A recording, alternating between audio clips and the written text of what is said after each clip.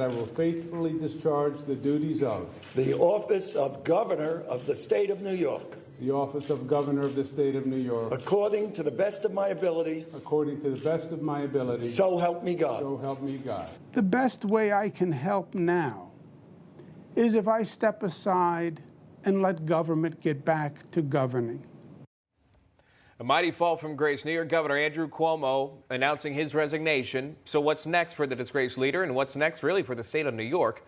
Well, we're happy to bring in now former Republican Governor of New York, George Pataki. George, good to see you. Governor, thank you so much for coming on. I've been wanting to talk to you about this just to get your thoughts. Obviously, you have served. Cuomo resigns. Was this the right thing to do? He's going to leave his post now 13 days from this very date. Your thoughts? Sean, it was the only thing he could do. If he didn't resign, he was going to be impeached. After the Attorney General's report came out, finding all 11 accusers completely credible, he had no choice, either be impeached or resign. So this wasn't an act of graciousness on behalf of the people of the state of New York. This is Andrew Cuomo avoiding being impeached. And what you said is what's critical. It's not about his future. It's about the state's future. And we need not just a change in governor in New York. We need a change in direction in New York. New York has been headed the wrong way. Before I get to the lieutenant governor who will step up, and we'll chat about that, as you well know, New York is no stranger to political scandals. Well, I'll show you this. Cuomo is the third Democrat in a row to leave amid a scandal. Former governors Eliot Spitzer, David Paterson left amid scandal as well.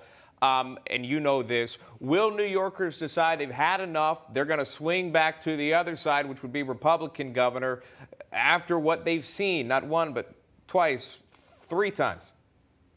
Well, I think they've seen Andrew Cuomo fail as governor. And it's not just these scandals. It's also the thousands of people needlessly killed in nursing homes during the COVID crisis. They've seen Bill de Blasio fail horribly as mayor of New York City. And yes, that gives Republicans an opportunity to win next year. You have to have an agenda that appeals to 1.5 million Democrats, that gets them to vote to you. But they understand that crime is through the roof in New York, and the policies have to change. Taxes are too high in New York. The policies need to change. The taxes have to be cut. The school system is falling apart, and that needs to be changed. The mentally ill, homeless have to be dealt with. There are so many issues, Sean, that resonate across party lines that, yes, I think Republicans will have a chance next year.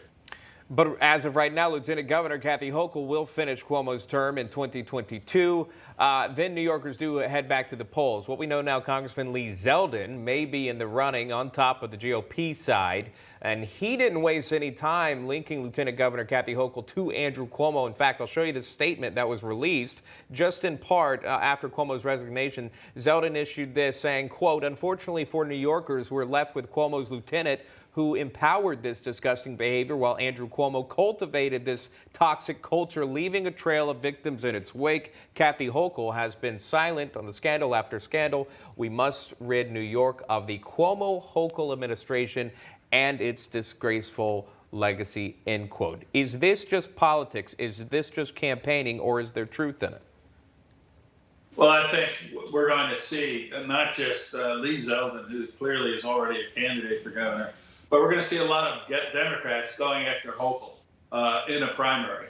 We're going to see Democratic socialists running from the far left against her. We're going to see people from New York City, because she's from Western New York, upstate New York, near Buffalo, running against her. So there's going to be a lot of politics. There's going to be a lot of battles within the Democratic Party, and I think within the Republican Party as well, because people will see an opportunity. So what I want to see, and Sean, I'm going to get all your viewers mad, I want to see Hochul have an opportunity to succeed. I want to see her call the legislature into session in September, propose tax cuts, propose criminal justice reforms to keep criminals behind bars, education reform, an emergency to deal with the mentally ill homeless on the streets of New York. Give her a chance to do that. If she does, then New York will be a better place. If she doesn't, then we'll see what happens, because I think it will give Republicans an opportunity. But Sean, if she does that, she's going to have the entire Democratic left up in arms. So this is a real test.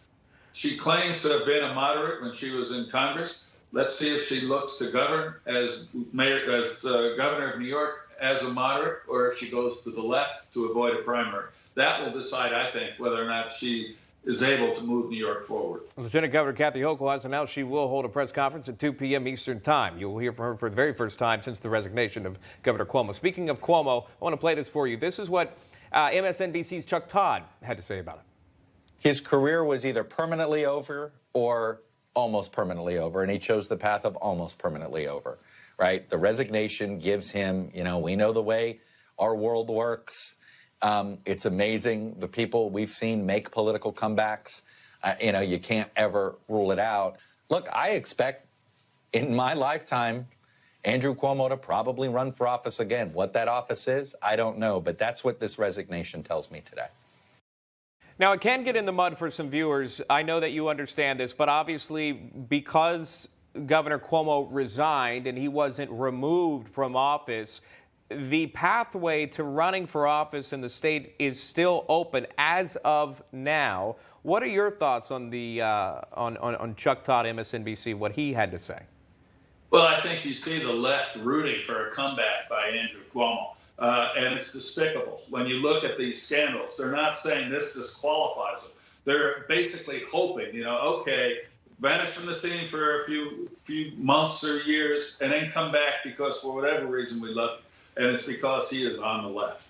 And it's just despicable that they don't look at these scandals the same if it's a Republican or a Democrat. They're willing to forgive Andrew Cuomo, and he still hasn't left office. And it's not just the 11 women who were found credible. It's the nursing homes, the 15,000 people killed unnecessarily. It's the Buffalo Billions, where some of his key aides are still in jail today. It's his misuse of state resources to get his family, like Chris Cuomo, special benefits during the height of the COVID crisis. It's writing a $5 million book during the COVID crisis. So this is not someone who is being thrown out because of a political mistake. This is someone who has covered up and engaged in scandal after scandal, a toxic work environment, and yet those left in the media are rooting for a comeback. I'm not. He should be finished. Let me, because I've talked to you many times, can I throw you a curveball really quickly? I know that we didn't set you up for this, but it is August 11th. We're 30 days from September 11th. That would mark 20 years since what happened on 9/11, Governor, which you know far well than others. What are your plans 30 days from now, commemorating that day of 9/11, making sure Americans never forget? Maybe some weren't even alive when it did happen, but this is a monumental time that's coming up in less or a month from today. You're absolutely right. It is a very important time because I don't want people to forget what happened, that we were attacked and thousands of innocent citizens died simply because of our belief in freedom. And that message has to be one that is continually told, that we're not safe because we cannot take our freedoms for granted. And September 11th shows that. So we're going to be honoring firefighters, police officers on September 11th, those who were there, and thank them for that. I will be doing events down at Ground Zero, and I have to tell you, I'm so proud of what we did there. You go to the plaza, you see the names of those who died, you see the voids and the memorial where the towers once stood, and then the museum tells the individual stories of those who died. So when we were rebuilding Lower Manhattan, I wanted to tell the story not just for those of us who were there, but those of us who weren't even born on September 11th. We will do our best to do that again next month. 20 years next month. Governor Pataki, thank you for your time, sir. It's good to see you. We appreciate that. And thanks for answering the question. Thank you. Hey, I'm Rob Finnerty. Thanks for watching. If you enjoyed this video, please join the conversation in the comments below. Don't forget to subscribe, too. Hit the bell icon to be alerted to breaking news. And remember, there's a whole lot more on Newsmax TV, America's fastest growing cable news network.